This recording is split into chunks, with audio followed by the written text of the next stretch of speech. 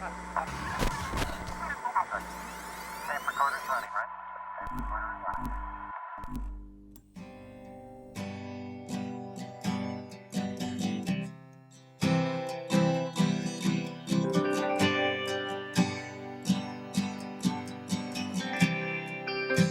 Faith, how are you today? I am wonderful. Bret, how are you? I'm doing great. I'm so glad to have you back on again. We had a great conversation a few weeks ago that no one has seen yet. And the reason that no one has seen it is because we talked for like an hour and a half. And we're actually going to release that conversation in 2 episodes. But we never really got to a really important part of the conversation, which is what's it like to guide or to be part of an MDMA or psychedelic assisted therapy session. You're going to be starting your certification in the summer of this year, and so you're going to have some even kind of more exposure to that than you already have. And so we didn't get a chance to talk about that because we ran short on time. So I wanted to make sure that we got together again and kind of dotted the I on that part of it, which is in many ways the most important part and what a lot of people are going to want to hear about. But you also brought up, hey, we need to be talking about this from a benefits perspective and what's going to happen when this is, readily available to folks and how our insurance company is going to treat it and how our employer is going to treat it. And so today we're going to talk a little bit more about that aspect as well. So let's start by talking about what's it like? I mean, how does this stuff work? And so at this point, I'm sure that almost everyone has read an article or, talked to a friend or, something and gotten some level of insight that this is coming, right? That pretty soon there's going to be FDA approval for a psychedelic assisted therapy that's likely to focus on MDMA. Though I think ketamine is another example of one that is getting pretty close to. Ketamine is legal approval right now. It just, ketamine is legal and being used now.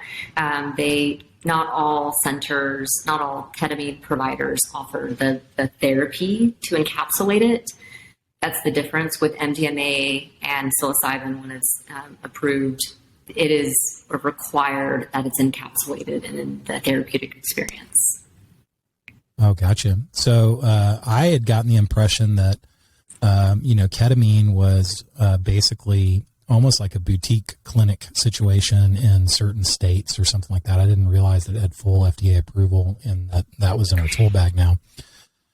Yeah, well, they have, there's ketamine clinics in Dallas right now. And so they don't, it's not the same as like, I don't know the regulations around it, but ketamine is legal. And we have ketamine clinics in Dallas right now. Go ahead. They're not taking people through the entire psychedelic assisted journey. A lot of the clinics, I believe they're not all of them offer, like I said, the therapy that comes along with it, where MDMA will be, that is a requirement that it is assisted with therapy.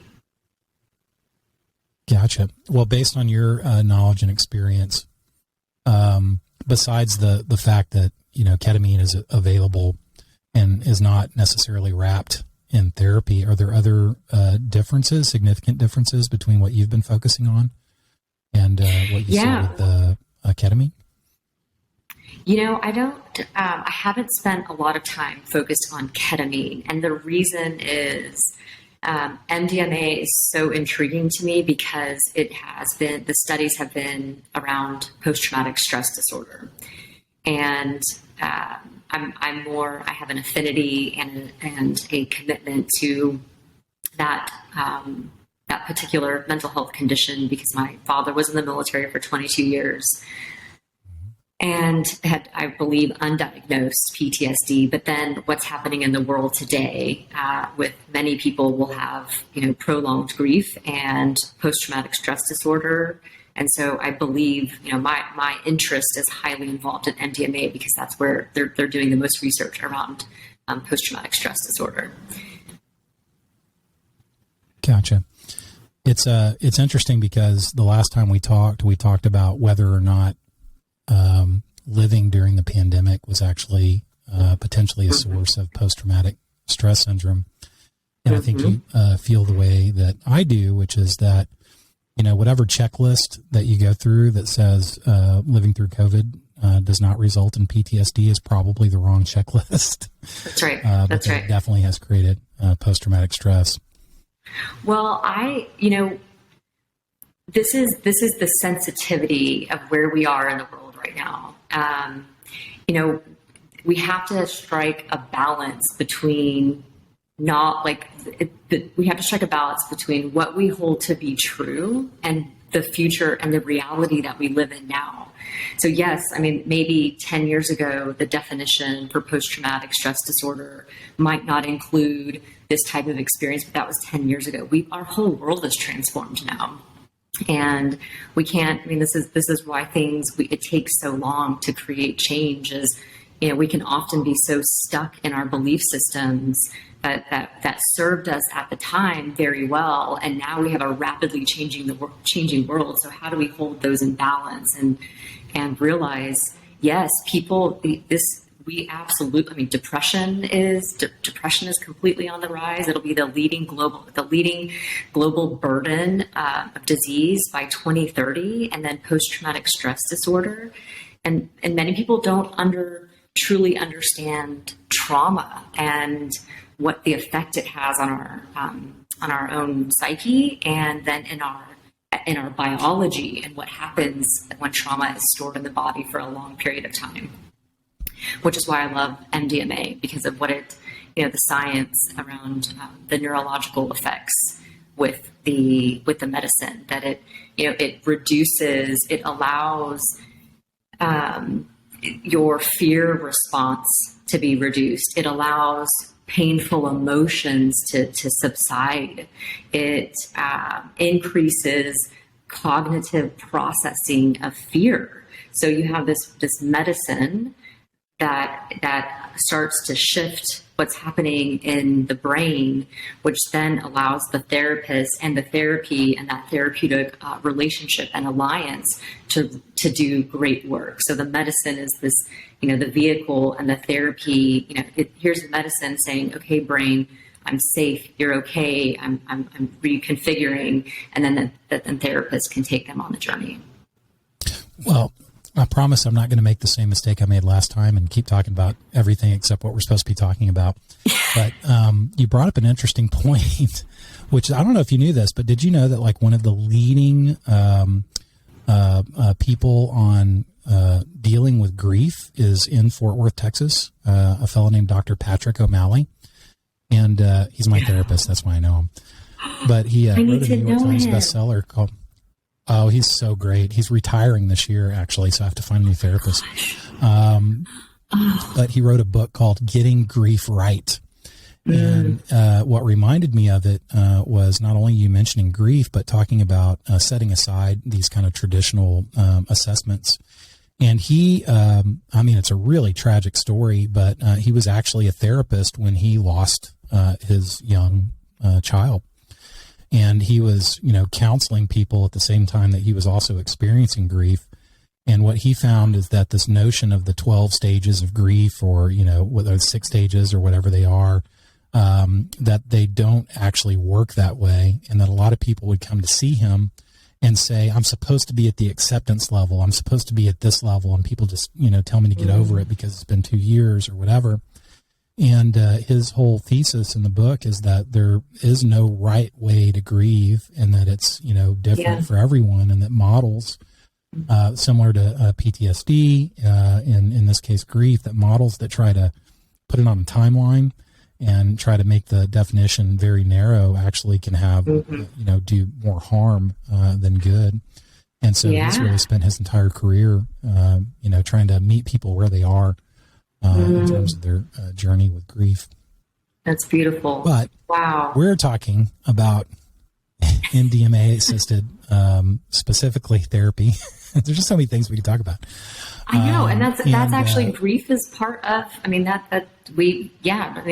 so please know that I'll go with you. If we want to wind around, but yes, I know there's an intention for the call, but I love windy roads. Yeah, me too. Let's kind of dive into what you were saying, which is that you called it medicine. And you also talked about this medicine, MDMA specifically, and to some degree, I suppose other, psychedelics, but, specifically MDMA. You talked about it in terms of really being effective when it's delivered in this, kind of wrapper of therapy. And you talked about the impact that this medicine has on the way people's brain works and makes them feel safe within their fear or safe within their, whatever they're experiencing, which I suppose, therapists might say would allow some of the deep work, to happen. So describe for us what the experience is like in your, kind of study of this field. What's the experience like for someone who seeks this out and determines that this might be an effective path for them? So just to put a bow on the medicine, MDMA and other psychedelics, ayahuasca and other plant medicines, they're ancient medicines. And so, giving respect to the shamans and indigenous cultures that have used plant medicines for so long, like we really owe so much to them for keeping these rituals alive. Because without knowing their work and studying their work and then teaching us as well, including, these leaders in psychedelics, we would not be where we are today because they've treated it. It's a very sacred experience. And then, if somebody is interested in, the journey, I always suggest understanding all angles of the experience, as much, pre-work that they can do on their own, and getting, talking to people who might have had a psychedelic assisted experience, which it wouldn't have been with MDMA right now because it's not legal. But, there are people that have experienced ayahuasca journeys and can share about those experiences. Now, not every person will be eligible for the treatment or for the experience. So you have to complete a diagnostic intake, and because the medicine doesn't work for all conditions. They advise against it with bipolar disorder and some other mental health conditions. So there's just a journey. There's like the logistical pieces of it and the internal research that somebody needs to do. And then let's say we're in the mode of it being, once it's legal, they would find a therapist that provides the medicine, and you really start the journey through preparation. And preparation includes sessions, therapeutic sessions before you actually take the medicine. So you said something really interesting, and I think it plays a role in a lot of this, which is this time-based factor. And I think, and I'm half assuming, and part of it is I think it's true about the business of healthcare, is like, they have to know when to diagnose. So everybody's like, there's always when stages are when you're going to shift through stages, or at what point is it post-traumatic stress disorder? At what point, how long has somebody had it? So it is very time-based, and I don't necessarily agree with that in the healing journey, that there's always, an exact time frame. But for the MDMA session, they would have multiple therapeutic sessions prior to taking the medicine, and they're in what we call preparation mode. You are preparing yourself, your inner world, for the treatment. And so it could be, what is it that let's say I'm the therapist, and I would ask, Bret, what are your intentions? it's really important to understand what you want to get out of the experience and what are you hoping to uncover? What are you hoping will be revealed in this experience?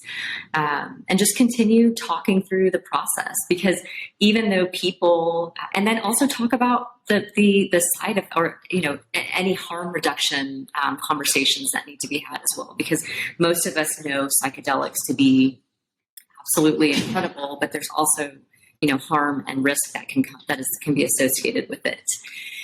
So in the therapeutic sessions, it's taking in as much as I can in what you want to get out of the experience and what you want to uncover and reveal, and you preparing your inner world for that work.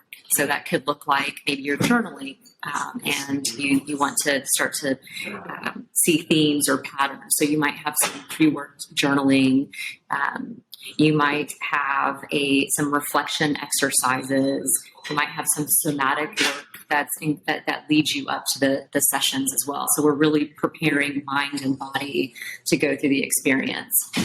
And then it's also important to say, you can't always be attached to the outcome. You have to be committed to the journey, but things might come up that you haven't touched on in a very long time, or that you didn't expect to come up. So there's preparation, and then after you have prepared, then you would come in for the treatment. And ideally, the room is prepared in a way that makes somebody feel very safe and comfortable. So they call it, set and setting. It's mindset, and then the setting of their experience, which plays a major role in the healing experience as well, making sure that the lights are okay and that that they feel very well taken care of. And then for MDMA, the medicine begins to kick in. I think 30 to 45 minutes is the onset of the medicine. And so once the medicine starts working and these things are happening in your brain, where you start to, what I would say, because it's enhancing oxytocin. It's enhancing these hormones that actually allow your body to go into a state of warmth and happiness, and also relaxation. So while the medicine is working and you have these neurological and biological effects, you can start to unwrap or unfold experiences that have kept you and living in a very traumatic state, which we call fight or flight, or freeze. So the trauma that is held in our cells, at a cellular level, at a neurological level, the medicine starts to just let it settle and let it settle in, and then you have this trusting relationship with your therapist where you can begin your journey and you can begin talking through it. Well, the final piece, just so we can complete the journey, they have, they go through several hours worth of the session, and then they go into, they will come back. You spend time talking through after you're coming down from the medicine, but then you start your integration phase. So it might take a few treatments, but it's followed up with the integration phase. So what you're doing is you have these new insights and this new awareness, or these new feelings that are emerging. So the work is really in the integration, and that's this kind of sustainable inner transformation that allows the medicine to do its work in the moment, but then the long lasting effects, they're just tremendous. So several things that you said really stand out to me, and I just want to highlight them and then ask a bunch of questions, because there's so many interesting things to consider about this. So number one, you can see the real difference between MDMA assisted therapy and ketamine, which is kind of where we started the conversation, because it sounds like you can just go and get ketamine, right? And it sounds like the work that needs to be done if you're approaching, MDMA assisted therapy the right way, that there's a lot of work that needs to be done before you get to the point where you're being guided on this journey by a therapist partner in the situation. And so, that's number one, is just a real difference in how it's actually being rolled out, which, I certainly hadn't thought of, and I remember now reading some articles in the New York Times about, a woman who was always searching for, a different solution for, depression or, whatever, and tried ketamine and it didn't work for her. But she literally showed up at a clinic and got ketamine. There was none of this, I keep calling it a wrapper, and that's probably not the right way to say it, but there was none of this pre-work. There was none of the integration work. It was just, hey, how are you? Sign there and, get some ketamine and we're off to the races. Big difference. The second thing is that no one should be expecting that they're just going to be able to walk up and, get the cure, right? And so I think a lot of people that I've talked to, and, I've certainly thought this from time to time myself, it's a miracle drug. And won't it be great because, you've tried all these other different things and you're just going to be able to show up and get MDMA, or maybe I'll just go buy some Molly or get some ecstasy, as we kind of talked about the difference between, those street versions of, the pharmaceutical grade MDMA, and maybe it will heal me in some way. But no one should expect that, first of all, because it's a silly thing to expect, but also that's just not the way it's going to work, practically speaking, in terms of the way the therapy sessions work. But I'm curious, how was MDMA ingested in this context? It's a pill form. Okay, so you take a pill, kicks in about 30 or 45 minutes later. You've done all this pre-work, and then you said hours. So how long does a session last before you get into like the integration mode? These sessions last several hours. I mean, it could be a 4 to 6 hour session. And, that brings interesting complications or complexities, not complications, complexities to the need for this mass therapy. And so we have to figure out, we can't do just tons of one-on-one sessions. We don't have enough clinicians and therapists and guides to do one-on-ones, but so it's several hours, and the integration is, it's multiple sessions of therapy after the experience, after you take the medicine. But to your point about, it's not a miracle cure. It is a vehicle that creates the possibility, but it starts with us. I mean, we have to do the work. And it has to be ongoing work as well. So I'd say that these medicines really give us the opportunity at a neurological level and to feel safe enough to start to tap into parts of stored, traumatic memories or parts of our mental health conditions that we can't break through. And that's why this is called a breakthrough drug as well. It's having so many positive effects in the research and the outcomes.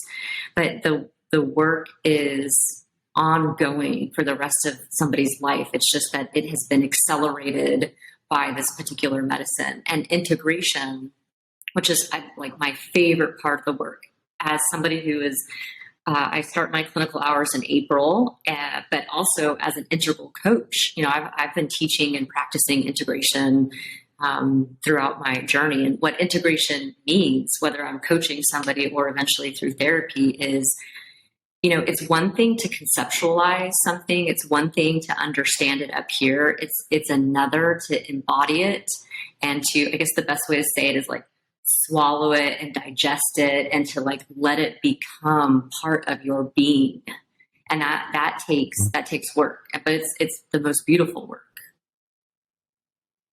Yeah, it's easy to think of it as other, for instance, like, hey, that was an experience that I had, and that's other than my real life.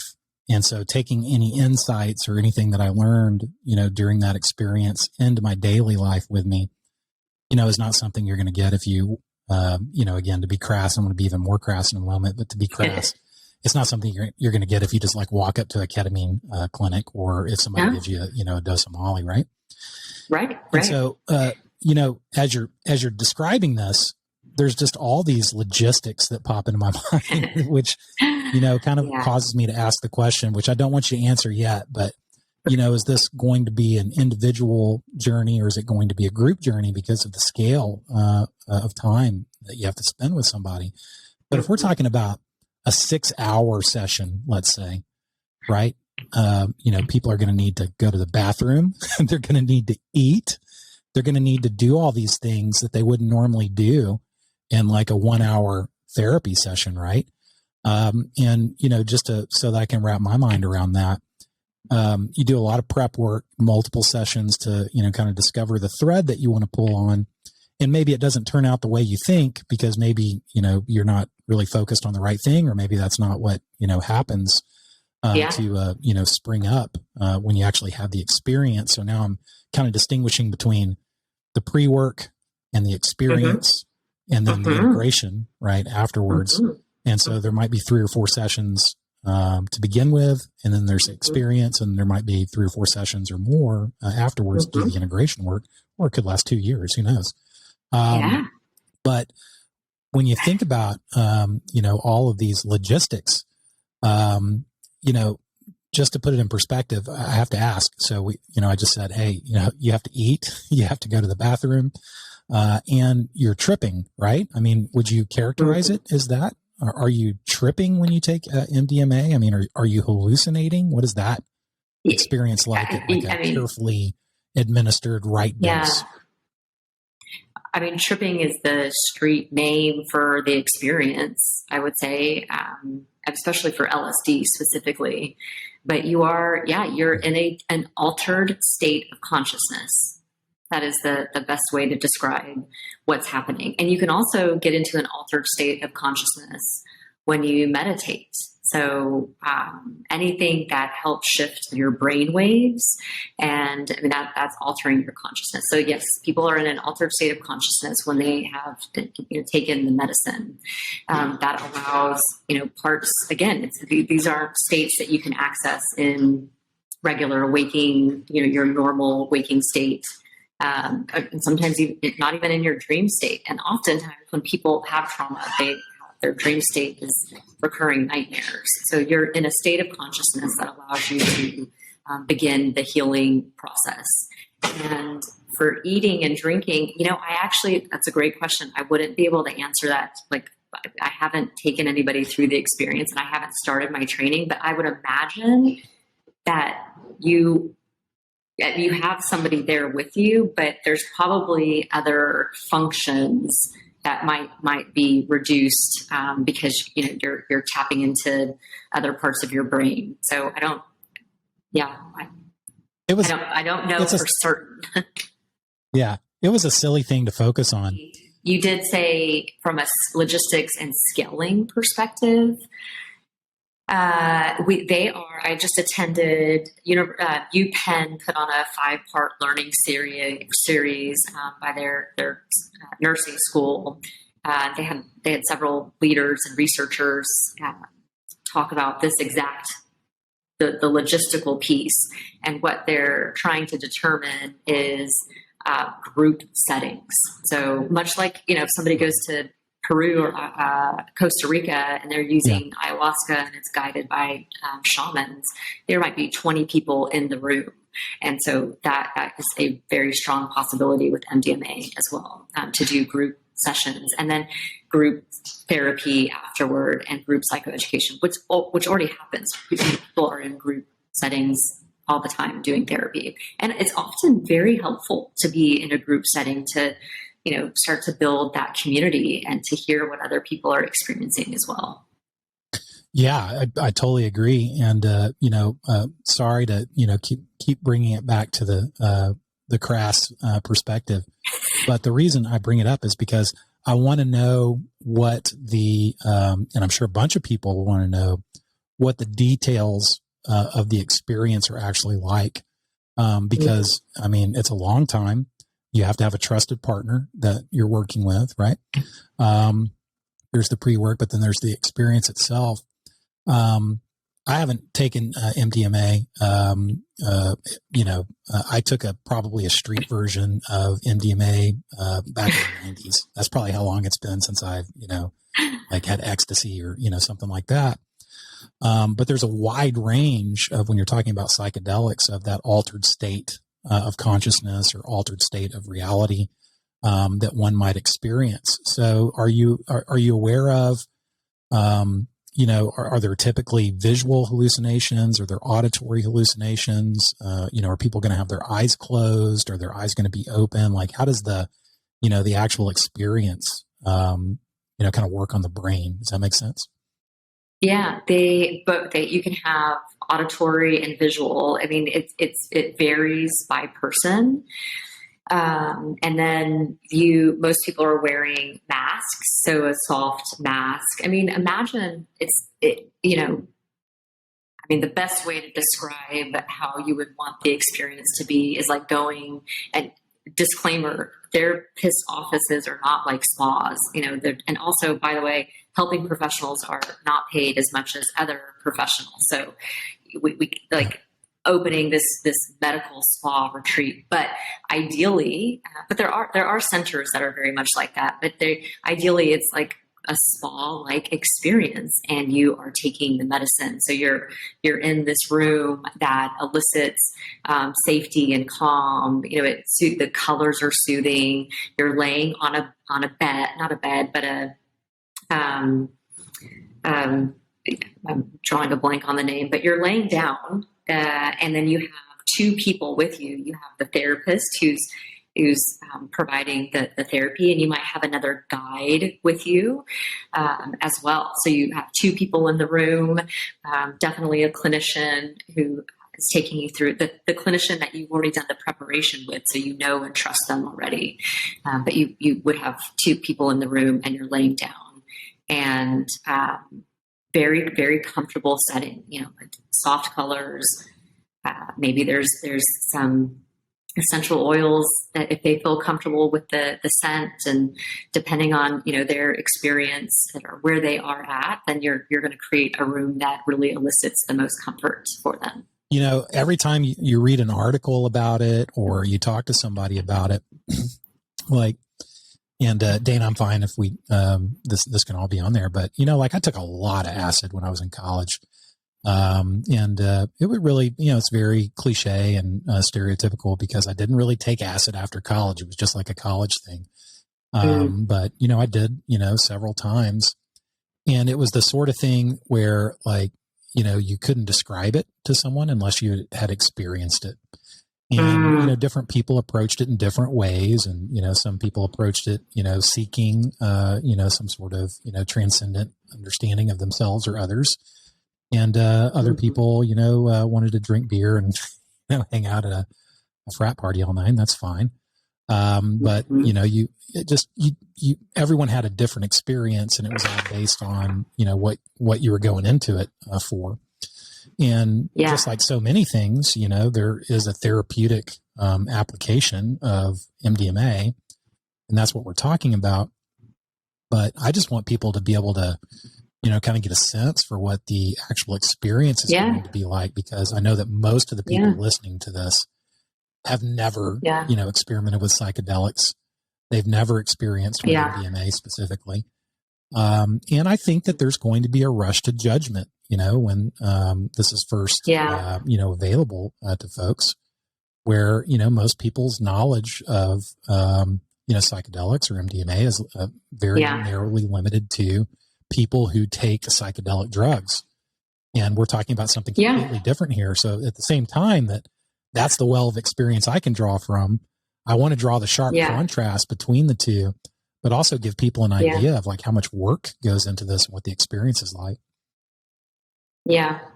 Well, so something that's really important that you just said is it's eliminating or reducing the stigma around it, because you hear psychedelics and you think, oh, druggies, oh, those hippies, it's all, this is, and if you look at when we declared war on drugs and when psychedelics were criminalized, and you just watch the parallels of what's happening in the United States, and we declare war on drugs, and then who's the majority population that ends up going into the prison, into jail.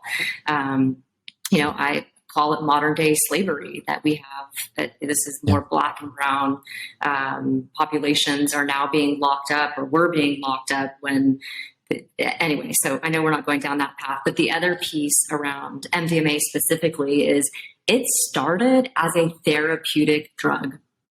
They actually, I say they, that it was called Adam to start because they knew the therapists didn't want it to surface as the street drug, but it got out of therapeutic circles, and that's when it became the party drug. And when the FDA criminalized it, and Rick Doblin, who is the founder of the Multidisciplinary Association of Psychedelic Studies, he has a master's in public policy from Harvard. When the FDA criminalized the drug, and he knew that he was going to get involved to bring this back into the hands of therapists. The FDA had no idea that it was used for therapy. They actually they thought, they only knew it as a party drug. So we have a stigma around it because people are handing out X and Molly apparently at parties. I was never at those parties, but yes, we have to reduce the stigma before this comes out. Well, I was at those parties, but this was after my time. we didn't have Molly and stuff like that. Maybe it was just, the area that I was at in Georgetown, Texas, at the time. I just want to take one more journey into the experience, and then I'll back off of that part. But I'm gonna role play a little bit here. I'm doing this. Okay. I've met with you now 4 or 5 times. We've talked about the fact that I want to focus on, my time serving in the military in Afghanistan, or I have this, post-traumatic stress disorder associated with the way that my childhood experience unfolded. I feel that, some aspect of my mental health has been deeply impacted by this traumatic event in my past that I can't live with in a productive way. I meet with you several times. We arrive at, kind of the thread that we want to pull on. I show up in the clinic. I'm, laying down on a couch. I'm wearing, an eye mask of some kind. It's kind of a spa setting. And I totally get the point that you're making about, like, look, caring professionals don't get compensated the same way that, the, hospital industrial complex does. I mean, if you're a spine surgeon and you work for Scott and White, spine surgery is an accepted, well understood profession, then you're going to make tons of money. If you are at the vanguard of a therapeutic treatment that is not broadly accepted, it's not like you're going to be able to create the 4 seasons of, psychedelic assisted therapy. But that's kind of the general idea is you want to create, the right mindset. You want to create the right setting. You want people to feel at ease so they can explore these very traumatic, kind of episodes in their life, because let's remember that, trauma, the traditional definition of trauma, does tend to, kind of locate trauma within a moment of time, right? It was like an acute, intensely experienced trauma. You have a much more expansive, definition. I agree with yours, that, trauma can accumulate over time because of, long-term exposure to the same situation over and over again. But here I am, I'm having the experience lasts, 6 hours.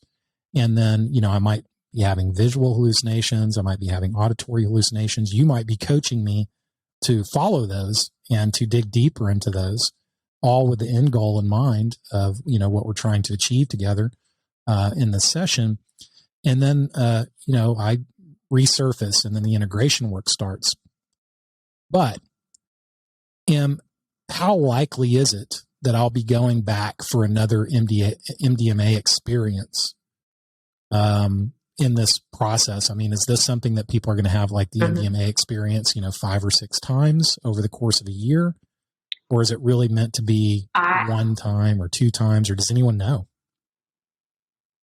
So the research is showing that, it is highly effective in reducing recurring symptoms and almost completely eliminating them after 1 to 2 treatments. And I think that the point of this medicine is much like you can go to a doctor, a medical doctor, and get a bullet removed, which is what happens, in a traumatic war experience. Like you might have a shrapnel or a bullet removed, but the medicine is helping remove the psychic garbage that is built up that we can't, that people can't see. You can't just open, it's not a wound. It's an emotional wound or a psychological wound that you can't open up with a scalpel. So the medicine is very effective, and it's a breakthrough medicine, and they're showing 1 to 2 treatments. Now, the other piece that's really important and why this therapy should be accessible and, and promoted and advocated for at all levels, especially in the workplace, is your setting is really important even after the medicine, like the people you spend time with and the environment that you're in. So if I'm starting the healing process, I'm definitely going to want to make sure that my environment and the people I spend the most time with are also, healing and loving as well. Otherwise I can hurt myself again in that experience. So